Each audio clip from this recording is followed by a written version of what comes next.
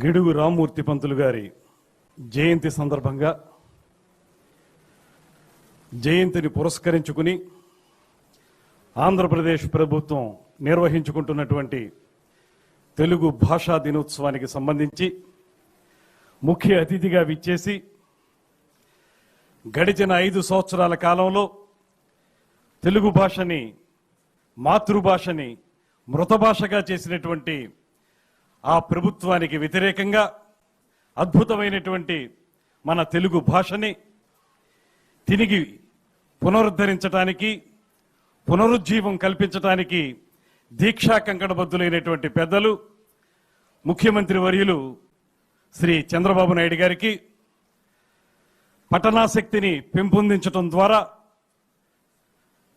తెలుగు భాష యొక్క గొప్పదనాన్ని ప్రపంచం నలుమూలలా తెలియజేస్తూ తన ప్రతి ప్రసంగంలోనూ కూడా సాహితీ గుబాళింపులు అందిస్తూ తెలుగు సొబగుల్ని ప్రేక్షకులకి శ్రోతలకి అందించేటువంటి నిరంతర కృషి వలులు మన ఉప ముఖ్యమంత్రి శ్రీ కొణిదెల పవన్ కళ్యాణ్ గారికి వేదిక మీద ఉన్నటువంటి పార్లమెంటు సభ్యులు శాసనసభ్యులు అధికారులు అనధికారులకి అన్నిటికంటే మించి రమారమి 3-4 గంటలుగా ఈ వేదిక మించి సాగుతున్నటువంటి అద్భుతమైనటువంటి సాంస్కృతిక కార్యక్రమాల్ని తిలకిస్తూ జేజేలు పలుకుతున్నటువంటి అభిజ్ఞ రసజ్ఞులైనటువంటి ప్రేక్షకులందరికీ కూడా ఆంధ్రప్రదేశ్ ప్రభుత్వం తరపున కల్చర్ డిపార్ట్మెంట్ తరపున ప్రత్యేకమైనటువంటి నమస్సుమాంజలి తెలియజేస్తా ఉన్నాను. ఇవాళ మనం ఈ రకమైనటువంటి వాడుక భాషని అదేవిధంగా సరళమైనటువంటి భాషని ప్రజలందరికీ అర్థమయ్యే భాషని పామరులు సైతం మాట్లాడుకునేటువంటి తెలుగు భాషని మనకు అందించడానికి ఎంతో కృషి చేసినటువంటి మహానుభావుడు గిడుగు రామ్మూర్తి పంతులు గారు అనేటువంటి మాటని ఈ సందర్భంగా గుర్తు చేసుకోవాలి. ఒక పరంపరలో కొట్టుకుపోతున్నటువంటి భాషని గ్రాంధిక పరంగా లేకపోతే అర్థం కానిటువంటి వ్యాకరణాలతో సమాసాలతోటి పామరులు అర్థం చేసుకునేటువంటి సందర్భంలో భాషని ప్రజలకి చేరువుగా తీసుకురావాలని, అంతేకాకుండా భాష కంటే భావ వ్యక్తీకరణ ప్రధానమైనటువంటి మాటని నమ్మి తెలుగుని సరళమైనటువంటి తెలుగుగా తీసుకొచ్చినటువంటి మొట్టమొదటి వ్యక్తి గిడుగు రామ్మూర్తి పంతులు గారు అనేటువంటి మాటని మరొకసారి గుర్తు చేసుకోవాలి. మనం ఆధునిక ఆంధ్ర భాషకి వైతాళికులుగా చెప్పబడేటువంటి వీరేశలింగం పంతులు గారు, గురజాడ అప్పారావు గారి సరసన అద్భుతమైనటువంటి కృషితోటి నిలబడినటువంటి వ్యక్తి గిడుగు రామ్మూర్తి పంతులు గారు. అందుకే ఆయన మనకి ప్రాతస్మరణీయులు, తెలుగు వారందరికీ ప్రాతస్మరణీయులు. ఉదయం లేచిన వెంటనే మన తెలుగు భాషని తెలుగు తల్లిని ఏ రకంగా ప్రార్థిస్తామో వారితో పాటు గిడుగు రామ్మూర్తి పంతులు గారిని కూడా స్మరించుకోవాలనేటువంటి మాటని ఈ సందర్భంగానే మనవి చేస్తున్నాను. అంతేకాదు ఆ రోజుల్లో ఆదివాసీ భాష అయినటువంటి సవర భాష, ఆ భాషలో అనేక మంది మాట్లాడుతుంటే దానికి లిపి లేకపోతే ఆ భాషా వ్యాప్తి కోసం కృషి చేసి లిపిని ఏర్పాటు చేసినటువంటి మహానుభావుడు గిడుగు రామ్మూర్తి పంతులు గారు అనేటువంటి మాట కూడా మనవి చేయాలి. అంతేకాకుండా ఇవాళ పాఠ్య పుస్తకాల్లో కానీ ఆ తర్వాతి కాలంలో వచ్చిన కవిత్వానికి నాంది పలికినటువంటి అనేక మంది కవులకి మార్గదర్శకుడిగా నిలిచినటువంటి మహానుభావుడు గిడుగు రామ్మూర్తి పంతులు గారు. ఆ రకమైనటువంటి ఆయన కృషి వల్లే ఆయన 161వ జయంతిని ఈరోజు జరుపుకుంటున్నప్పటికీ కూడా మనందరం కూడా ఘనంగా చెప్పుకుంటున్నాం. వారు అందించినటువంటి తెలుగు భాషా వారసత్వాన్ని మనం కొనసాగిస్తున్నాం అనేటువంటి మాటని గుర్తు చేసుకుంటా ఉన్నాం. వారు ఎంత కృషి చేశారో, ఎంతగా ప్రజల భాషగా తెలుగుని తీర్చిదిద్దడానికి కృషి చేశారో ఆ కృషిని కొనసాగించాల్సినటువంటి బాధ్యత మనందరి మీద ఉంది. ఇవాళ మీ అందరికీ నేను మనవి చేస్తున్నాను, గడిచిన 5 సంవత్సరాల కాలంలో తెలుగు భాషని సంపూర్ణంగా చంపేయడానికి చేసిన ప్రయత్నానికి ఖచ్చితంగా ఈ ప్రభుత్వం, మన ముఖ్యమంత్రి గారు, ఉప ముఖ్యమంత్రి గారి నేతృత్వంలో అడ్డుకట్ట వేసిందనేటువంటి మాటను మాత్రం స్పష్టంగా చెప్పాలి. ఇవాళ మనకి ఆంగ్ల భాష వద్దని మనం అంటం లేదు, కానీ ప్రాథమిక స్థాయిలో తెలుగు భాష కావాలి, అది కూడా వ్యవహారిక భాష అయి ఉండాలనేటువంటి మాటనే మనం చెప్తా ఉన్నాం. నేను చిన్నప్పుడు చదువుకున్నప్పుడు పుస్తకాల్లో వచ్చేది, ఎవరైతే తల్లితాలు తాగి పెరిగినటువంటి పిల్లవాడు ఉంటాడో, అదేవిధంగా పోత పాలు తాగి పెరిగినటువంటి పిల్లవాడికి మధ్య ఉండేటువంటి వ్యత్యాసం. తల్లిపాలు తాగి పెరిగినటువంటి పిల్లవాడు ఆరోగ్యంగా పెరుగుతాడు, పోతపాలు తాగి పెరిగిన పిల్లవాడు అంత ఆరోగ్యంగా ఉండడనేటువంటి మాట. అదేవిధంగా మాతృభాషలో విద్యాబోధన పొందినటువంటి వ్యక్తులకి పరభాషలో విద్యాబోధన పొందినటువంటి వ్యక్తులకి అంతే తేడా ఉంటుందనేటువంటి మాటను కూడా మనం చదువుకున్నాం. ఇవాళ అందుకే మేము మనవి చేస్తా ఉన్నాం, ఈ ప్రభుత్వం కృత నిశ్చయంతో ఉంది.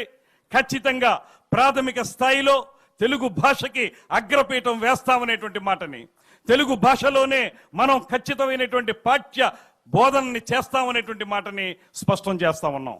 తర్వాతి కాలంలో ఖచ్చితంగా మనం అంతర్జాతీయంగా జాతీయంగా ఎదగాలంటే ఆంగ్ల భాష కావాలి, అదేవిధంగా జాతీయ భాష కూడా కావాలి. అంత మాత్రం చేత మన తెలుగు భాషని మృత భాష చేసేటువంటి హక్కు మన ఎవ్వరికీ లేదనేటువంటి మాటని మనం చేస్తా ఉన్నాం. ఇవాళ మనం చూసుకుంటే ఎన్ని పాఠశాలలు ఆంగ్ల మాధ్యమంలోకి వెళ్ళిపోయి తెలుగు భాషను పూర్తిగా మర్చిపోయేటువంటి పరిస్థితిని 5 సంవత్సరాల కాలంలో వారు ఏర్పాటు చేశారు. అన్ని వ్యవస్థల్ని ఏ విధంగా అయితే నాశనం చేశారో, మన అనూచానంగా మనకు వస్తున్నటువంటి సాంప్రదాయంగా మనకు వస్తున్నటువంటి భాషా సంస్కృతుల యొక్క వారసత్వాన్ని కూడా చంపేసినటువంటి ప్రభుత్వం ఆనాటి వైఎస్ఆర్ కాంగ్రెస్ ప్రభుత్వం. ఇవాళ మనం మాత్రం చెప్తున్నాం, ప్రాథమిక స్థాయిలో తెలుగు మాధ్యమంలో మనం చదువులు నేర్చుకుంటాం కూడాను. అదేవిధంగా అన్ని శాఖల్లోనూ కూడా తెలుగులో మన యొక్క ఉత్తర ప్రత్యుత్తరాలు ఉండే విధంగా, అదేవిధంగా తెలుగు భాషని వాడుకలోకి తీసుకొచ్చే విధంగా ఈ ప్రభుత్వం కృతనిశ్చయంతో ఉంది. రాబోయే రోజుల్లో మనందరం కూడా తెలుగుకి పెద్ద పీట వేద్దాం. ఎందువల్లనంటే ఆనాటి ఆంగ్లేయుడు బ్రౌన్ మహాశయుడు, ఆయన కూడా తెలుగులో అవిరళ కృషి చేసినటువంటి మహానుభావుడు. తెలుగు యొక్క గొప్పదనాన్ని అర్థం చేసుకున్నాడు కనుకే బ్రౌన్ మహాశయుడు అద్భుతమైనటువంటి తెలుగు నిఘంటువుని తయారు చేయగలిగాడు. అంతేకాదు మనం ముందుకు వెళితే చరిత్రాత్మకంగా చూసుకుంటే దేశ భాషలందు తెలుగు లెస్స అని చెప్పినటువంటి ఉభయ కవి మిత్రుడు, సాహితీ సమరాంగణ సార్వభౌముడు శ్రీకృష్ణదేవరాయల్ని సందర్భంగా మనం గుర్తు చేసుకోవాలి. అదేవిధంగా మీ అందరికీ తెలుసు, తమిళనాట జాతీయ కవిగా పేరు పొందినటువంటి సుబ్రహ్మణ్య భారతి తమిళ వాంగ్మయమున తెలుగు ప్రశస్తి అనేటువంటి మాటని మనకు చెప్పి సుందర తెలుగు అనేటువంటి మాటని ఆ రోజు ఆయన చెప్పింది ఇవాళ మనం ఎవరు మర్చిపోలేము. ఇతర భాషల్లోనే ఇతర ప్రాంతాల్లోనే తెలుగు యొక్క గొప్పదనాన్ని ఆ రకంగా మనం కొనియాడబడినటువంటి సందర్భంలో మన ప్రాంతం వాళ్ళు గతంలో పరిపాలించినటువంటి పరిపాలకులు తెలుగుని చంపేయాలని చూసినటువంటి ఒక దుర్మార్గమైనటువంటి విధానాన్ని మనందరం కూడా ముక్త కంఠంతో ఖండించాలనేటువంటి మాటని మీ అందరికీ మనవి చేస్తూ, గ్రాంధిక నెత్తిని పిడిన గిడుగు వ్యవహార భాషగా, ఒక ప్రయోక్తగా, స్థాపకునిగా ఘనుడు మన గిడుగు.